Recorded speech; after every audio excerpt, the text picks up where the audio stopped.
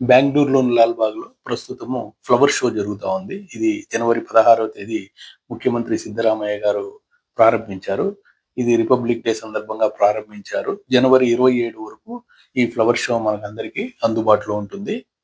ఈసారి flower show ప్రత్యేకత ఏమంటే, వాల్మీకి గారు రామాయణాన్ని రచించిన కవి కాబట్టి వాల్మీకి గారి చరిత్రను, అతను పుట్టలో ఏ విధంగా తపస్సు చేశాడు, వాల్మీకి గారు ఎలా రామాయణాన్ని రచించారు అన్నదాన్ని బేస్ చేసుకొని ఆ థీమ్ మీద ఇక్కడ చాలా అందంగా ఈ ఫ్లవర్ షోని డిజైన్ చేసినారు.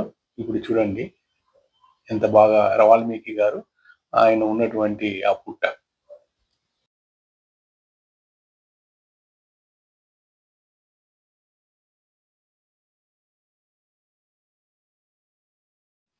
ఈ ఫ్లవర్ షోలో ముఖ్యంగా సీతారాముల గురించి, ఆంజనేయ స్వాముల గురించి, సీతారాముల వనవాసం గురించి కళ్ళకు కట్టినట్లుగా ఫ్లవర్ షోతో చాలా అద్భుతంగా ఇక్కడ సెట్టింగ్స్ చేసినారు.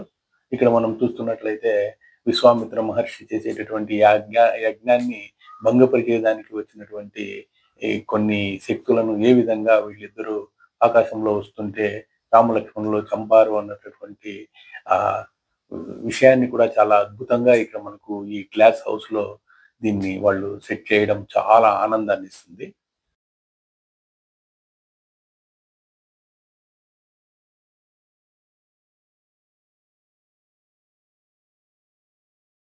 అంతేకాకుండా రాముల వారు ఓహ్!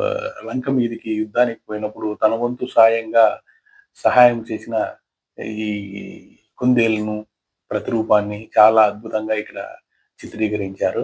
ఈ రామాయణాన్ని రచించిన వాల్మీకి మహర్షితో పాటు రామాయణాన్ని కన్నడలోను, ఇతర భాషల్లో అనువదించిన ఆహ్, ముని పుంగవులు, ఆ తర్వాత ఇతర కవులను కూడా ఇక్కడ అద్భుతంగా చిత్రీకరించడం జరిగింది. ఇప్పుడు మనం చూస్తున్నది వాల్మీకి మహర్షి ఈ కూర్చొనుంటే ఆయన మీద పుట్ట తయారవుతుంది కదా!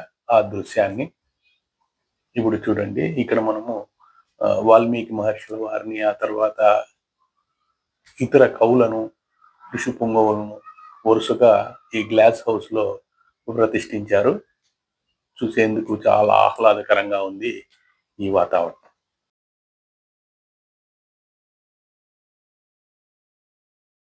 తండ్రి ఆజ్ఞతో వనవాసానికి సిద్ధమైన శ్రీరామచంద్రమూర్తి, సీతాదేవి, శ్రీ లక్ష్మణ స్వాముల వారిని వెంట పెట్టుకొని గోదావరి తీరానికి చేరుకుంటాడు. అప్పటికే ఆ ప్రాంతంలో ఆశ్రమాన్ని నిర్మించుకొని అగస్త్య మునివారు జీవనం గడుపుతూ ఉంటారు. ఆ ప్రాంతానికి పంచవటి అని పేరు పెడతారు. ఇక్కడే ఈ ప్రాంతంలోనే శ్రీరాముడు పర్ణశాలను నిర్మించుకున్నటువంటి ఆ కథనాన్ని, అక్కడ ఉన్నటువంటి ఆ వృక్షాలను చాలా అద్భుతంగా చిత్రీకరించారు. ఆ అడవి బ్యాక్‌గ్రౌండ్‌తో పాటు అక్కడ ఉన్నటువంటి ఆ కుటీరం కానీ, ఆ తర్వాత రామలక్ష్మణులు, సీతమ్మ వారు నడిచేటటువంటి ఆ విధానాన్ని కానీ, ఆ పక్కలో జింకలు కానీ, ఇవన్నీ కూడా చాలా అందంగా ఈ గ్లాస్ హౌస్‌లో చిత్రీకరించడం జరిగింది. దీన్ని చూస్తా ఉంటే నిజంగా మనము ఎక్కడో అడవిలో ప్రయాణించినంత ఫీలింగ్ ఉంటుంది.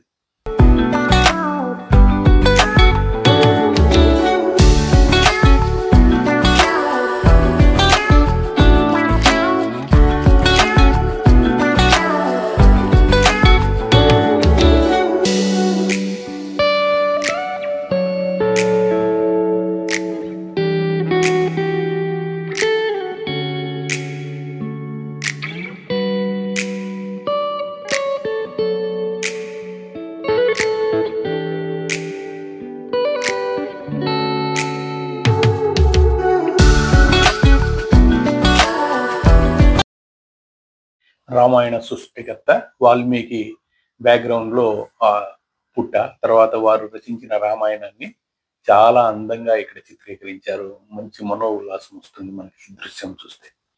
లాల్‌బాగ్‌లో ఉదయం 7 గంటల నుంచి సాయంత్రం 7 గంటల వరకు ఈ షో ఉంటుంది. పెద్దలకైతే రూ. 100 తీసుకుంటారు వీకెండ్‌లో. 9 సంవత్సరాల లోపల ఉండే పిల్లోళ్ళకైతే ఫ్రీగా పంపిస్తారు. మిగతా రోజుల్లో అయితే పెద్దలకు రూ. 80 తీసుకుంటారు. ఇక్కడ మనము సెంట్రల్ రైల్వే స్టేషన్‌కి వచ్చిన తర్వాత ఇక్కడి నుంచి మనము కేఆర్‌పురం నుంచి కానీ, లేదంటే ఎక్కడి నుంచైనా సరే బెంగుళూరులో మనకు మెట్రో ఫెసిలిటీస్ ఉన్నాయి. లాల్‌బాగ్‌లోనే మనం దిగేయొచ్చు. లాల్‌బాగ్ మెట్రో స్టేషన్ నుంచి కొంచెం దూరం నడుచుకొని వెళ్ళిపోతామంటే ఇక్కడ ఉంది. లేదా వెహికల్స్ వచ్చే వాళ్ళకి కూడా ఇక్కడ పక్కలో ఉండే అలవెన్ కాలేజు, ఇతర ప్రదేశాల్లో పార్కింగ్ ఫెసిలిటీస్ ఇక్కడ ఇచ్చినారు. ఇక్కడ టికెట్ తీసుకోవడము, క్యూలో నిలబడి తీసుకోవడం చాలా కష్టము. కాబట్టి వీలైనంత వరకు టికెట్లు మీరు ఆన్‌లైన్‌లోనే పర్చేస్ చేసుకొని వెళ్ళండి. లేదంటే గంటల కొద్దీ మనము క్యూ లైన్‌లో టికెట్ల కోసము నిలిచి ఉండే పరిస్థితి ఉంటుంది. డిస్క్రిప్షన్‌లో వివరాలు ఇస్తున్నాను, గమనించగలరు.